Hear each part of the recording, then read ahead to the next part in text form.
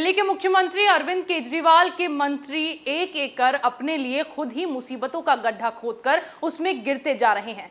सत्येंद्र जैन तो पहले से ही जेल में हैं और अब दिल्ली के डिप्टी सीएम मनीष सिसोदिया पर भी आपराधिक मानहानि का केस दर्ज हो गया है। असम के मुख्यमंत्री हिमंता बिस्वा शर्मा की पत्नी रिंकी शर्मा ने सिसोदिया पर 100 करोड़ की मानहानि का मुकदमा दर्ज करवाया है। क्या है ये पूरा मामला, देखिए इस रिपोर्ट में। दिल्ली के मुख्यमंत्री अरविंद केजरीवाल की मुश्किलें खत्म होने का नाम नहीं ले रही हैं।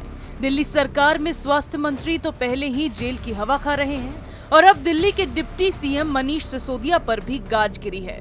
असम के मुख्यमंत्री हिमंता बिस्वा शर्मा की पत्नी रिंकी शर्मा ने सिसोदिया पर 100 करोड़ रुपए के मानहानि का केस दर्ज कराया है।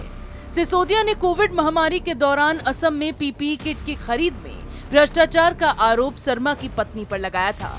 इस विवाद की शुरुआत वामपंथी प्रोपेगेंडा पोर्टल द वायर की एक रिपोर्ट से हुई थी, जिसमें आरोप लगाया गया था कि रिंकी शर्मा की मालिकाना हक वाली एक कंपनी को कोरोना से निपटने के लिए पीपीई किट और दूसरे कोविड से जुड़े सामानों की आपूर्ति का ऑर्डर मिला था। तब सर्बानंद सोनोवाल असम के मुख्यमंत्री और हिमंता बिस्वा शर्मा राज्य के स्वास्थ्य मंत्री थे। रिपोर्ट में कहा गया है कि शर्मा की पत्नी की कंपनी को बिना किसी अनुभव के ही 5000 पीपीई किट, मेडिकल उपकरण और बाकी सुरक्षा सामानों की आपूर्ति का ऑर्डर दिया गया था।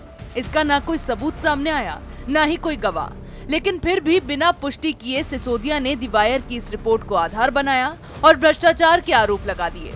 हालांकि रिंकी शर्मा ने तुरंत ही आरोपों का खंडन करते हुए कहा था कि उन्होंने मानवता के नाते बिना एक पैसा लिए पीपीई किट की मुफ्त आपूर्ति की थी। इसके बावजूद सिसोदिया ने असम के सीएम शर्मा और उनकी पत्नी पर हमला जारी रखा। फिर सिसोदिया ने अपने आरोपों के सबूत के रूप में रद्द किए गए खरीद आदेश की एक तस्वीर ट्वीट की और फिर से अपनी किरकिरी करवाई।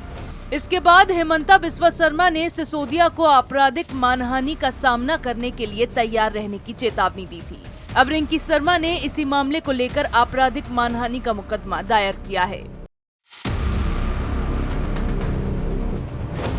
मनीष सिसोदिया को केवल भाजपा पर आरोप लगाना था, जिसके लिए वो मौका ढूंढ रहे थे और इसी हड़बड़ी में ना उन्होंने सबूत के रूप में पेश किए गए लेटर पर देखा कि वो आदेश रद्द हो चुका था और ना ही सिसोदिया ने रिंकी शर्मा की ओर से इन आरोपों का खंडन किए जाने के बाद अपने बयानों पर रोक लगाई।